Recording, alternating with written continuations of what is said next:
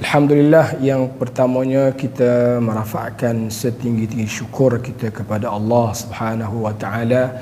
Justru pada malam ini, hari 8 Syawal, kita diberi rezeki bersama-sama untuk berada pada satu tazkirah ataupun kita namakan dengan kuliah khas Muhasabah Ramadan.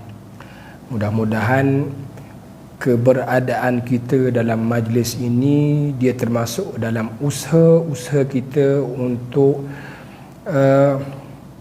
mengadu kepada Allah Subhanahu wa taala bahawa kita berada dalam keadaan bersungguh-sungguh untuk mendapatkan pemakbulan amal semasa kita berada dalam bulan Ramadan, insya-Allah. Baik, sahabat-sahabat muslimin muslimat yang dirahmati Allah sekalian, telah berlalu ke atas kita satu musim daripada musim-musim yang disebut sebagai musim perniagaan akhirat. Berniaga untuk akhirat. Apa ganjaran dia, benefit dia, iaitulah selamat daripada api neraka. Sekarang ini kita berada dalam Syawal.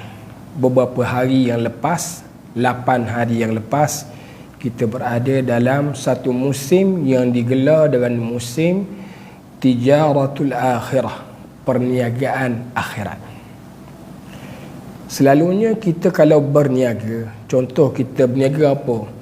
Kita masuk berniaga di bazar ataupun kita masuk expo, jual kasut, jual pakaian.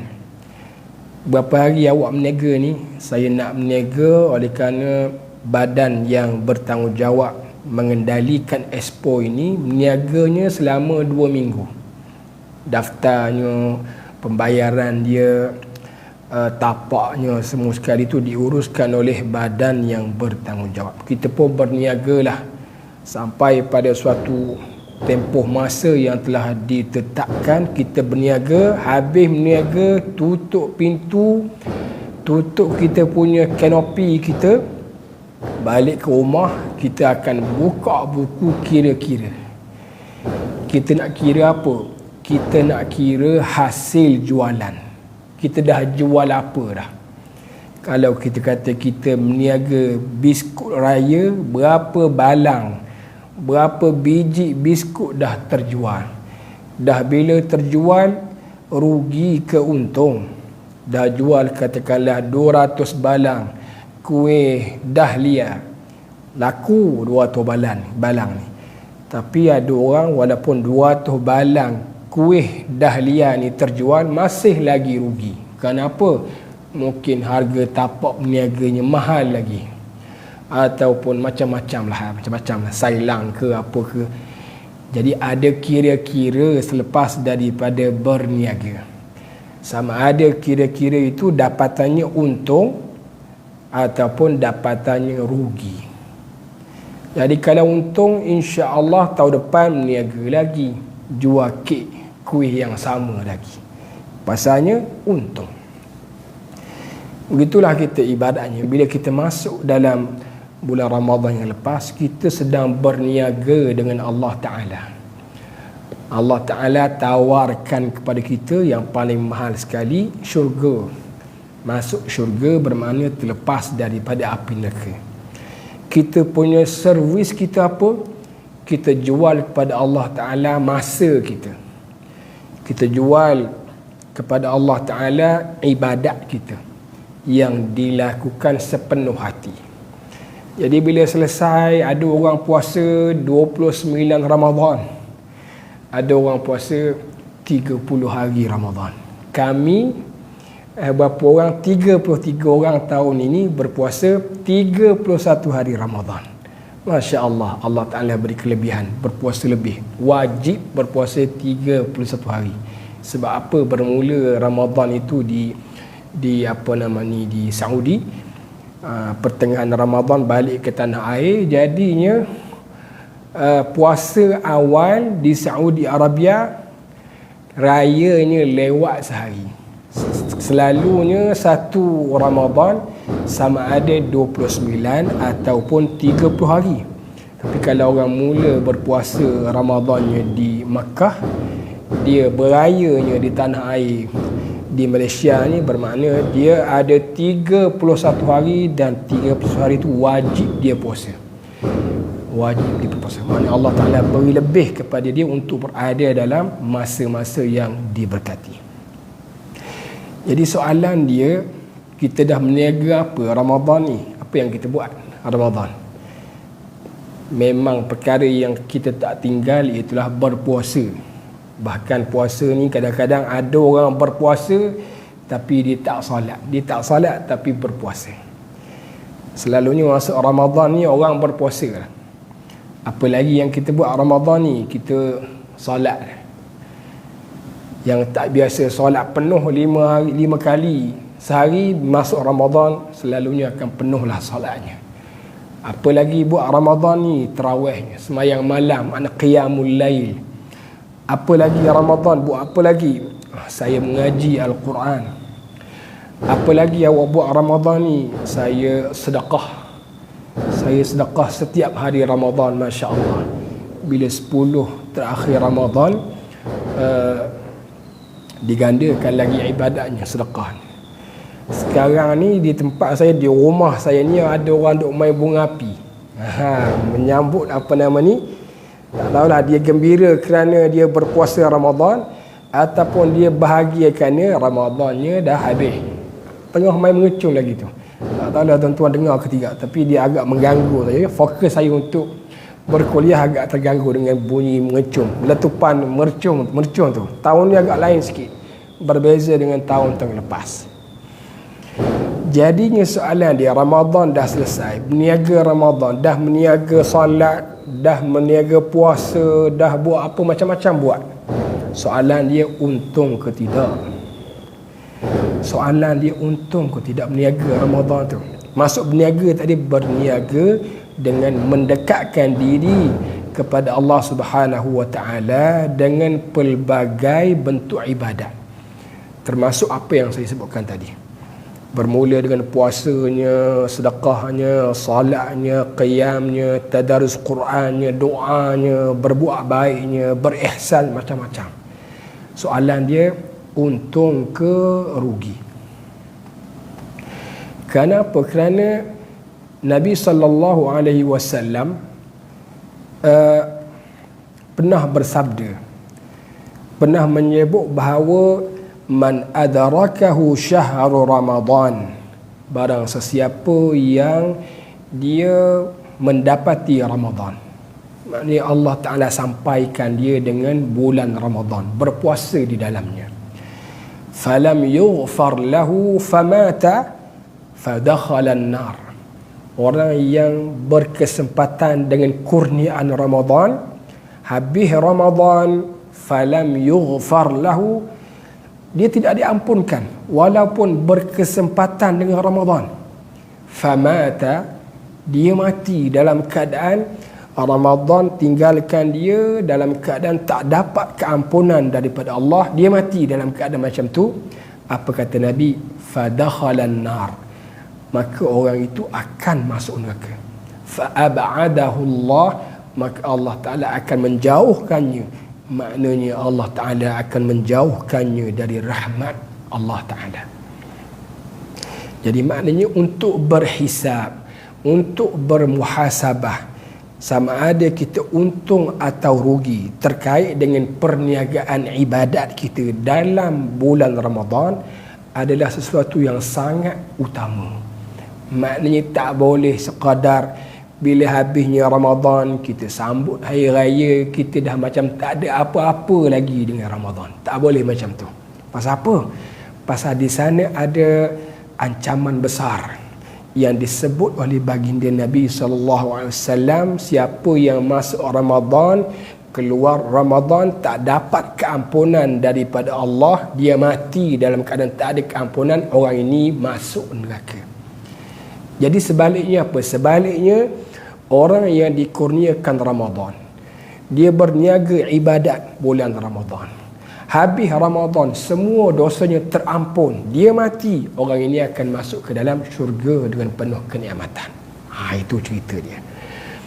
Jadinya macam mana kita nak tahu Ramadan kita yang lepas tu untung ataupun rugi? Ibadat kita dalam Ramadan itu Allah Ta'ala terima ataupun tidak, maka ulama menggariskan pedoman dia. Ulama menggariskan ataupun meletakkan tanda-tanda Ramadan kita diterima, ibadat Ramadan kita itu diterima. Jadi kalau kita nak kenal kita ni untung ke rugi semasa berniaga Ramadan, dia ada tanda-tanda untung tu.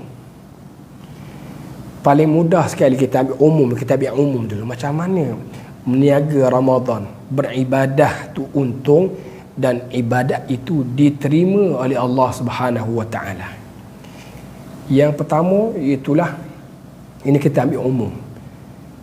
Kita rasa sayang nak tinggal apa yang telah kita laksanakan dalam Ramadan. Contoh kita dah terbiasa dengan berpuasa 30 hari Ramadan. Bila masuk Syawal, kita rasa macam tak kena bila makan. Kita segan nak makan, tapi kita makan kerana raya 1 Syawal. Kita makan juga kerana kita faham ini bukan Ramadan, ini 1 Syawal, diharamkan berpuasa. Allah Ta'ala haramkan kita berpuasa pada 1 Syawal. Tapi kita dapat rasa boleh makan ke tidak ni? Maknanya kita tinggal makan kerana Allah Ta'ala itu telah meresap dalam kehidupan kita, sehingga kita rasa macam tak kena je makan. Pasal dah biasa tak makan kerana Allah, puasa kerana Allah. Jadi orang macam ni bila masuk hari kedua Syawal, hari ketiga Syawal, dia mengintai-ngintai hari apa yang boleh saya nak puasa ni. Saya nak puasa 6 hari Syawal.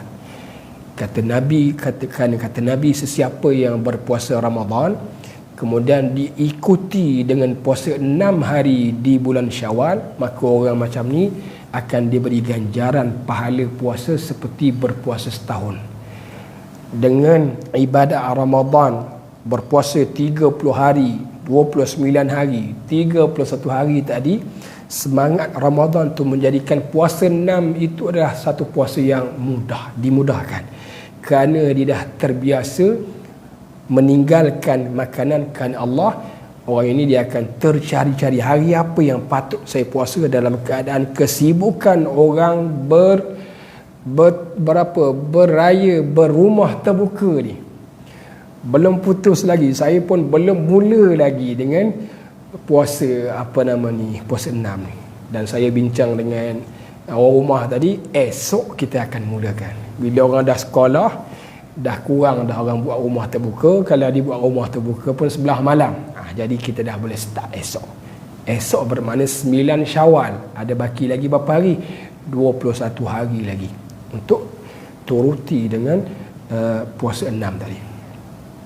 Jadi antara tanda-tanda orang itu diterima oleh Allah Ta'ala, puasanya diterima oleh Allah Ta'ala, amalannya itu diterima, dia rasa kebiasaannya, ibadatnya dalam Ramadan, dia berasa janggal kalau tak diteruskan pada bulan berikutnya.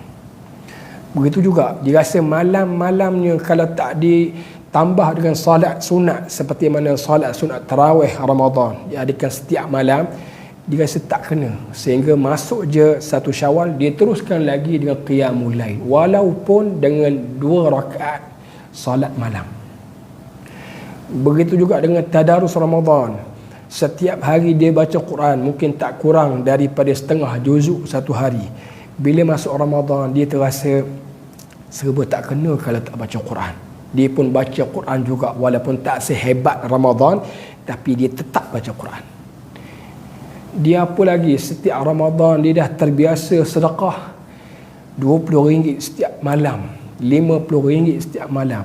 bila masuk Syawal dia rasa janggal kalau dia tak teruskan sedekah. Dia sedekahkan kerana dah terbiasa dengan Ramadan tadi, dia teruskan amal sedekah dia walaupun sedikit, walaupun RM10 ada. Apa lagi? Berbuat baik di bulan Ramadan, apa saja semuanya dia rasakan kalau dia tak teruskan amal baik itu, dia rasa macam kurang. Perasaan itu sebenarnya adalah satu tanda bahawa amal kita itu diterima. Yang kedua, secara umumnya, ini belum lagi saya tengok teks yang dituliskan oleh ulama umum, dia ada rasa dekat dengan Allah. Habis Ramadan tu, dia duk berasa dia dekat dengan Allah Ta'ala. Sebelum Ramadan mungkin dia rasa jauh je. Kalau dia doa kepada Allah Ta'ala, dia duk rasa ini Allah Ta'ala jawab ke tidak ni doa dia ni.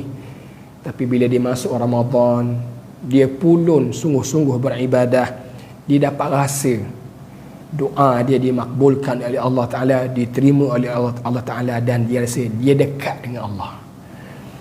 Sehingga kan dia, kalau dia ada masalah sebelah siang hari, dia menunggu waktu malam. Dia masuk bulan Syawal, ada masalah, dia tahu, dia tak susah. Nanti malam, nanti sebelah malam nanti dia akan mengadu pada Allah, ya Allah, hari ini saya diuji dengan begini-begini, ya Allah, mohon padamu ya Allah agar dipermudahkan.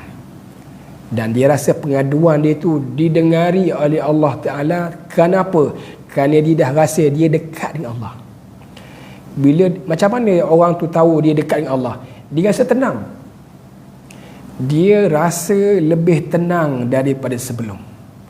Walaupun ada ujian, walaupun ada bala seumpamanya, tapi dia tak susah. Kerana rasa dia dekat dengan Allah Ta'ala.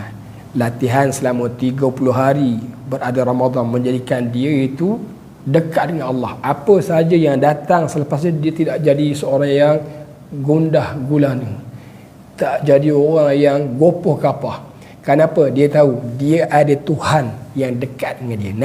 Nanti sebelah malam nanti dia akan mengadu pada Allah. Macam tu.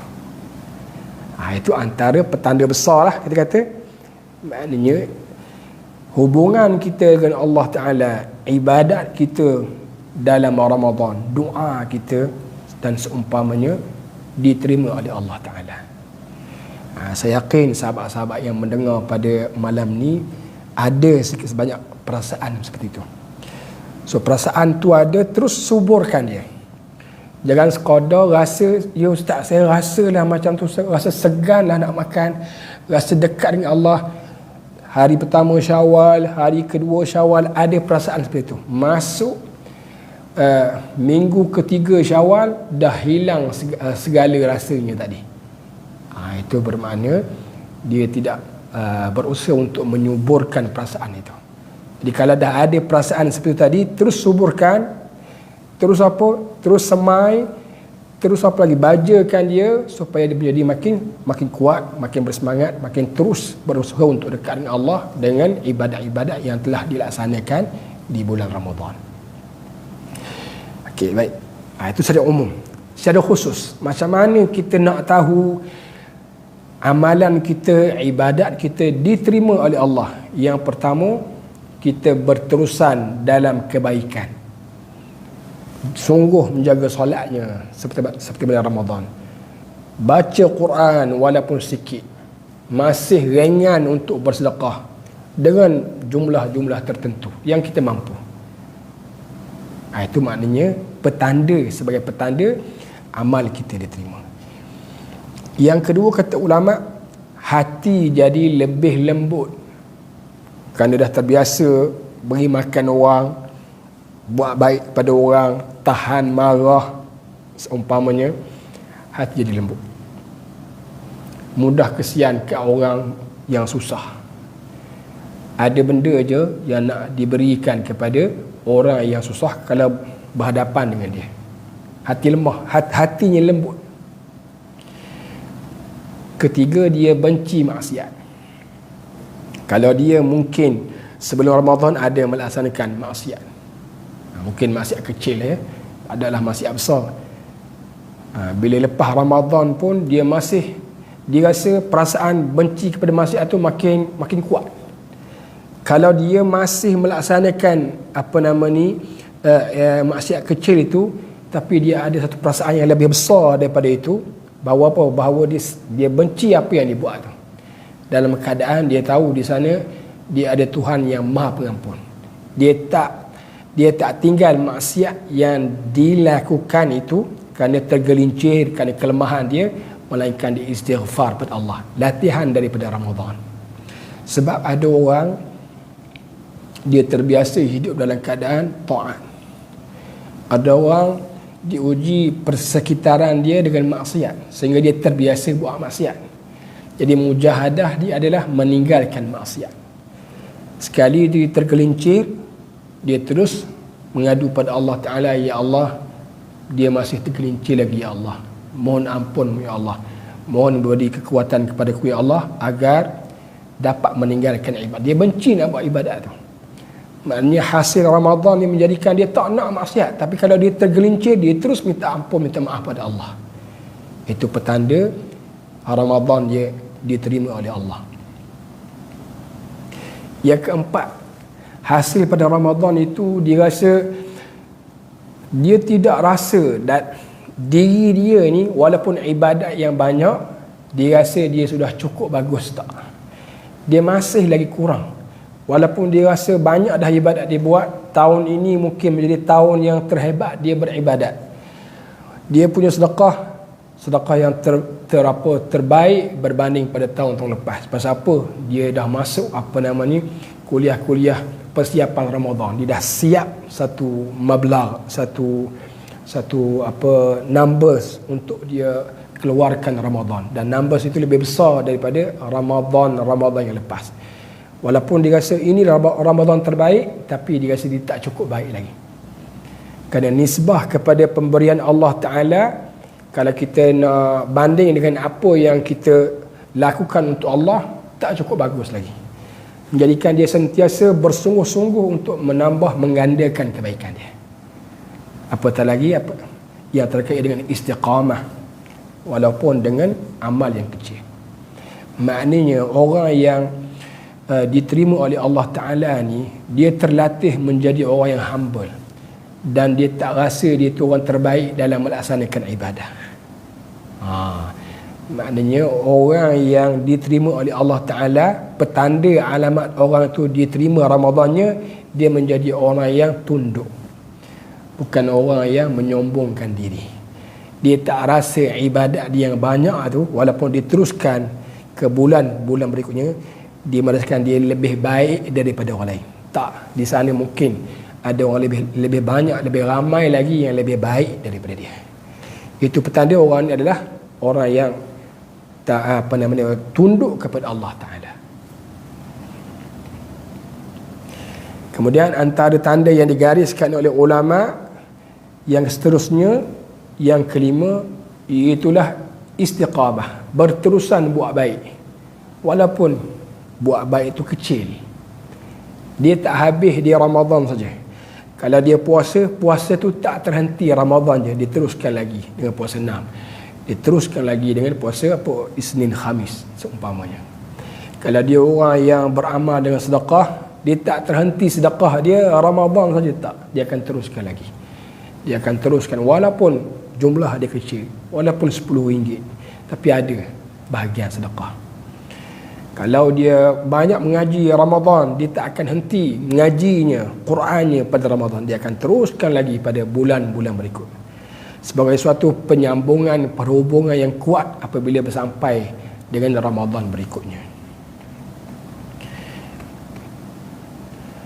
Yang seterusnya, dia rasa dekat dengan Allah. Macam saya sebut tadi lah, yang saya sebut awal tadi, tanda tu sebagai umum.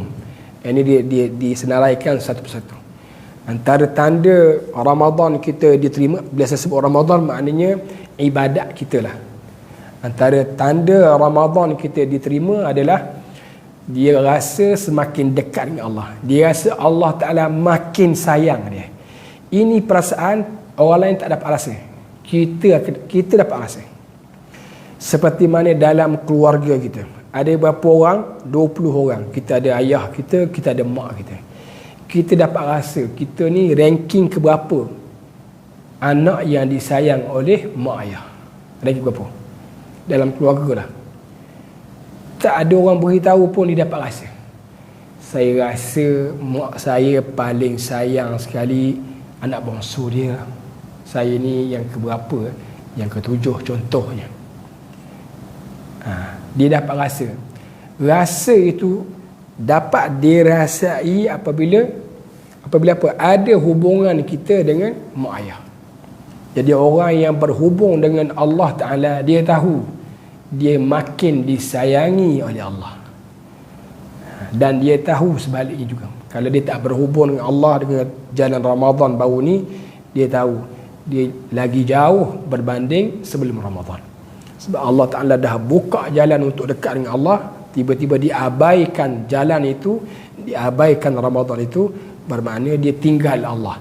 Maka Allah Ta'ala akan tinggal dia dan dia akan rasa, dia akan pasti dia akan dapat rasa dia makin jauh dengan Allah. Bila makin jauh pada Allah, macam-macam duga yang tak mampu dia terima. Dia akan jadi gelabah, dia akan jadi tak boleh nak terima apa saja yang Allah Ta'ala uji dia.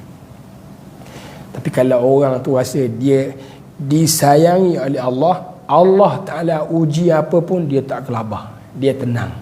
Dia tahu dia ada Tuhan yang sayang dia. Ini semua adalah ujian untuk test sekadar mana kasih sayang dia kepada Allah, imbalan sayang dia itu kepada Allah.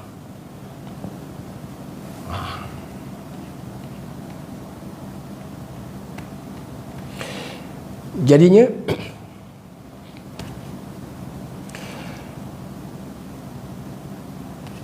muhasabah Ramadan ini kita nak simpulkan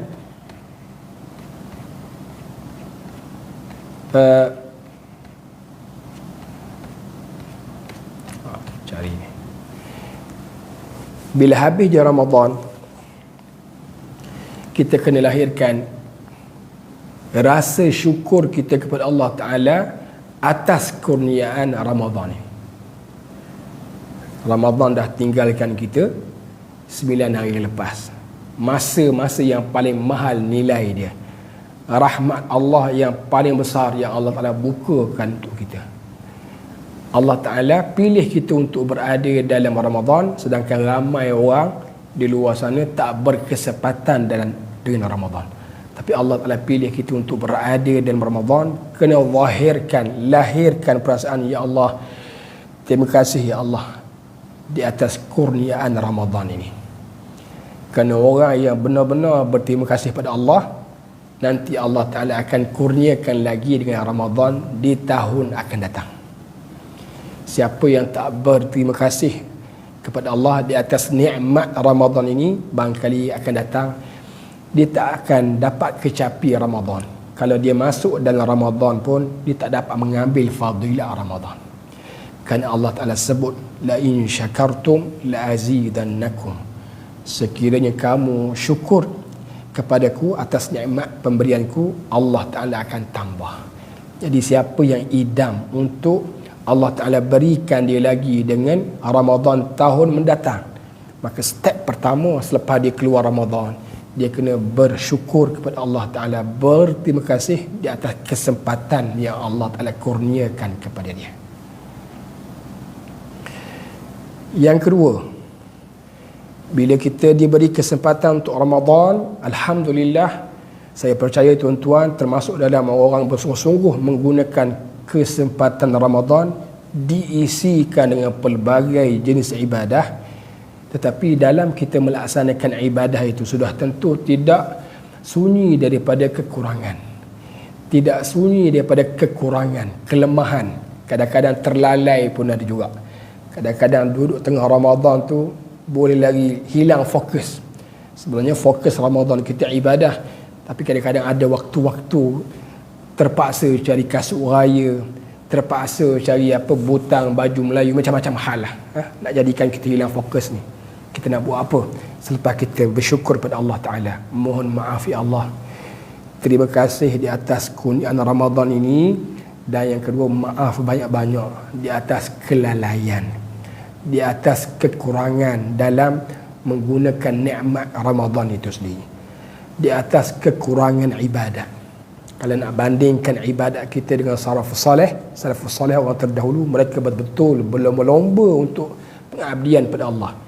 Tapi kita hidup dalam serba canggih, dalam aircon, mengaji pun pakai internet, maklumat di hujung jari, tapi tak sehebat orang dahulu dalam beribadat. Ya Allah, aku lemah ya Allah, mohon diberi keampunan di atas kelemahan ini. Yang ketiga apa? Dah tahu dah Allah Ta'ala beri percuma Ramadan. Dalam keadaan itu kita ada kelalaian kita, kekurangan kita. Kita minta juga ya Allah, mohon diterima amalnya walaupun kurang, walaupun ada terlalai di dalamnya. Minta pada Allah Ta'ala. Jadi maknanya Syawal ini bukan sekadar beraya, bukan sekadar berumah terbuka, bukan sekadar tengok bunga apinya, macam-macam jenis bunga api tahun ni. Katanya ada ada lesen, saya pun tak tahu, tapi nampak banyak basal-basal orang jual bunga api. Meletup sana, meletup sini tak. Ambil ruang yang beberapa hari kita keluar daripada Ramadan ni, doa sungguh-sungguh ya Allah. Pasti dalam ibadat kita ada kurangnya, pasti dalam solat kita ada terkurang, pasti dalam puasa kita ada yang tepat tak bagusnya. Macam pasal kitanya manusia yang lemah. Jadi mengaku, kemudian beritahu bahawa memang itu adalah kekurangan kita, kelemahan kita. Mohon ya Allah, di atas rahmat-Mu yang besar, terima segala amal yang dilaksanakan walaupun dalam keadaan kekurangan. Itu yang ketiga. Yang keempat, pasang azam, iltizam. Kita terus semangat untuk beramal soleh ni. Sembahyang sunat kita tak tinggal masa Ramadan, apatah lagi sunat tarawih. Semangat untuk sembahyang lebih tu ada. Kita pasang iltizam kita untuk teruskan amal soleh. Setidak-tidaknya ada satu amal kecil yang kita buat dalam Ramadan, kita teruskan. Kita beramal Ramadan ni banyak. Puasa, kita kita sedekah, kita baca Quran, kita qiyamul lail, banyak. Itu kita doa bersungguh-sungguh. Ini pure amal yang kita buat. Mungkin kita tak mampu untuk buat semuanya, tapi jangan tinggal kesemuanya. Buatlah walaupun ada satu amal kecil untuk kita teruskan di dalam bulan-bulan berikut. Bagi contoh, bulan Ramadan kita telah jadi orang yang pemurah dengan keluar sedekah. Masuk Syawal, teruskan sedekah. Walaupun tak besar, tapi ada. Teruskan sampailah kita dihubungkan oleh Allah Ta'ala dengan Ramadan berikutnya. Ataupun kita nak pilih Quran. Kita baca Quran pada bulan Ramadan, satu hari katalah 2 juzuk. Satu hari 2 juzuk bermakna satu Ramadan kita khatam 20 kali, 2 kali khatam Quran. Kita tak ada ibadat lain yang mampu kita buat, jangan tinggal semua, kita bawa Quran kita tu. Walaupun tak 2 juzuk sehari, kita bacalah 1 page satu hari. Kalau 1 page satu hari, sampai ke Ramadan nanti kita dah habis separuh Quran lah. Kita dah habis separuh Quran. Tapi kalau kita baca 2 page satu hari, khatam Quran kita sebelum sampai Ramadan berikutnya. Maknanya jangan tinggal semua amal yang kita buat di Ramadan. Pastikan kita lanjutkan amal kita. Kalau kita sepatutnya kita lanjutkan semua amal kita, tadarusnya, apa lagi, zikirnya, sedekahnya, puasanya, tapi tak semua orang mampu untuk buat tu. Tak semua mampu. Kalau kita tak mampu kesemuanya, jangan tinggal semuanya. Paling tidak bawalah satu amal yang kita dah terbiasa buat Ramadan, walaupun dengan bilangan, dengan qadar yang kecil, tapi terus istiqamah. Kerana di sana ada hadis Nabi sebut orang itu akan dimatikan di atas amal yang yang dia istiqamah, yang dia berterusan. Dia menjadi hujah kepada kita nanti insya-Allah. Itu yang berapa? Yang keempat. Yang kelima, terus pasang harapan kepada Allah Ta'ala untuk direzekikan pada Ramadan berikutnya. Habis Ramadan ni kita dah doa dah, ya Allah sampaikan aku pula Ramadan akan datang. Seolah-olah kita ni terlampau bukan seolah-olah, memang benar-benar daripada jiwa kita faham Ramadan yang kita direzekikan baru ni memang Ramadan terbaik, tapi kita rasa kita belum lagi yang terbaik. Kita nak lagi pada Ramadan akan datang. Di sana ada hadis Nabi SAW. Ini hadis sahih. Hadis bila selesai Ramadan ini, Nabi berdoa dengan Allahumma la taj'alhu akhiral ahdi min siyamina iyyahu fa in ja'altahu faj'alni marhuman wa la taj'alni mahruman. Doa ni insya-Allah kita akan share dalam grup support nanti. Apa doa dia? Cuba dengar. Ni doa Nabi ni. Habis Ramadan Nabi doa ini. Doa ini tak ada dalam buku ni. Buku Ramadan. Kenapa tak ada? Nak jadikan pertemuan malam kita ni pertemuan special. Kalau semua dah ada dalam buku ni, dia tak mari mengaji lah malam ni. Ada benda-benda yang perlu kita hold dulu, kerana belum sampai masanya. Kalau tak, nanti dianggap semua ilmu tu remeh. Ada sampai masa dia, sampai waktunya, baru kita keluarkan. Saya baca lagi doa Nabi SAW. Allahumma la taj'alhu akhiral ahdi min siyamina iyyahu fa in ja'altahu faj'alni marhuman wa la taj'alni mahruman. Nabi kata apa? Allahumma, ya Allah, la taj'alhu, janganlah kamu jadikan Ramadan ini akhir dalam kami beribadah. Puasa kami, puasa yang akhir. Maknanya jangan jadikan Ramadan ini ibadat puasa yang terakhir. Apa maknanya? Maknanya Nabi minta supaya dapat lagi beribadah, berpuasa lagi pada Ramadan akan datang. Jadi minta Allah Ta'ala tidak jadikan ini puasa terakhir. Apa maknanya? Maknanya Allah Ta'ala jadikanlah akan datang ada lagi ruang-ruang untuk kami berpuasa pada bulan Ramadan. Disebut puasa bermakna, puasa ni makna ibu kepada ibadat dalam bulan Ramadan. Bila sebut puasa bermakna puasa, solat, tarawih, doa, sedekah, tadarus, semua sekali lah. Tapi doa yang perfect ni disebut kepala segala ibadat. Yang lain termasuk. Maknanya, ya Allah, walaupun disebut jangan jadikan puasa ni puasa terakhir, bermaknanya bukan puasa saja Ramadan ni. Kita nak puasa, nak solat, nak zakat, nak sedekah, nak Quran, nak berbuat baik, nak bertambahkan ibadah macam-macam. Ini Nabi berdoa ni. Kalau Nabi yang bersungguh-sungguh mengadakan ibadat, orang yang paling takwa, yang paling tinggi takwa di antara kita siapa dia? Nabi paling takwanya. Berdoa, ya Allah, hamba memohon padamu ya Allah, jangan jadikan puasa Ramadan tahun ini adalah puasa terakhir untukku. Jadi maknanya apa? Maknanya ada makna yang tersirat. Dia panggil mafhum mukhalafahnya. Dia ada makna yang difahami bersalahan dengan permintaan tadi. Maknanya apa? Maknanya nak minta boleh puasa lagi tahun hadapan, boleh bersedekah bersungguh lagi pada tahun hadapan, Ramadan pada tahun depan. Tapi semua tu nak kepada usaha lah, nak teruskan istiqamah seperti mana yang kita sebut tadi.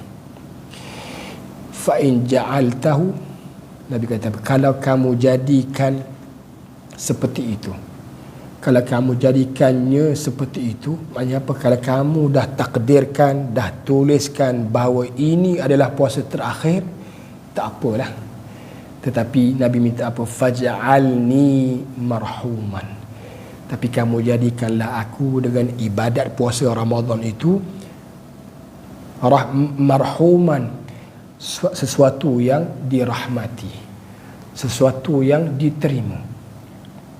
Maknanya kalau ni lah kita minta tak nak akhir, tapi Allah Ta'ala putuskan ini adalah puasa akhirnya, puasa akhir kamu. Tak apa ya Allah, kerana takdir kamu tak ada orang yang boleh menolak, tak ada orang boleh menukar. Tapi walaupun begitu ketetapannya, jadikanlah juga puasa akhir itu adalah puasa yang marhumah, yang dirahmati, yang diberkati, yang diterima oleh Allah.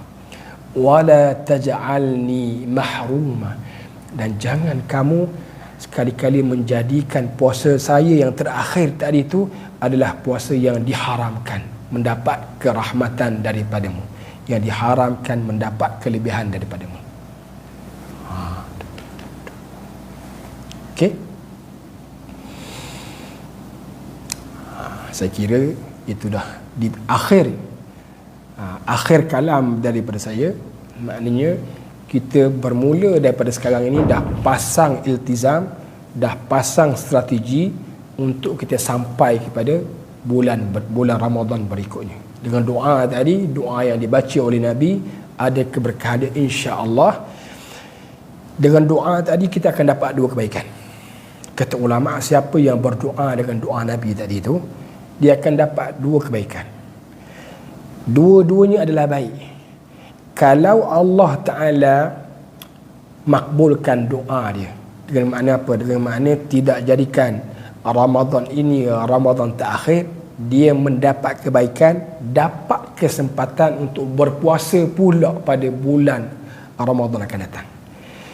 Tetapi kalau Allah Ta'ala dah putuskan kepada dia ini sebagai puasa terakhir, dengan makna mungkin Syawal, akhir Syawal nanti dia meninggal, masuk Muharram nanti dia meninggal, makna tak ada kesempatan untuk Ramadan akan datang, pun baik untuk dia. Kenapa?